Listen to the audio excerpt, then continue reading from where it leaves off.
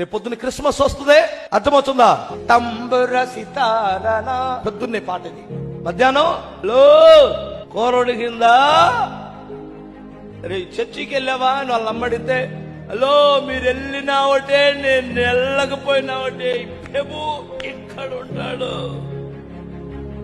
ఈడు ప్రభు ఇక్కడ ఉంటాడంటే ఆడికి తాగుబోతోడికి, ఒరే నువ్వు వాంతి చేసుకుంటే మీ అమ్మ నీ భార్య నీ ఇంట్లో ఉండలేకపోతున్నారా, దేవుడు ఎలా ఉంటాడరా బాబు నీ హృదయంలో?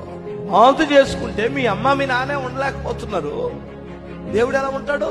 క్రిస్టియన్స్ అని చెప్పుకుంటూ మోసపోతున్నటువంటి వారులారా, మారు మనసు లేని క్రైస్తవులు చెత్త లేచిపోయినట్లు లేచిపోతాడు. విలువైన వాటిని విత్తనాలు తీసుకున్న తర్వాత మిగిలినటువంటి చెత్తను ఎలా అగ్గి పొల్ల పెట్టి కాల్చి పడేస్తామో, ఒక రోజున ఆ చెత్తలో నువ్వు కూడా ఉంటావు. మారు మనసు పొందకపోతే చెట్టు ఏరున గొడ్డలి ఉందన్నాడు.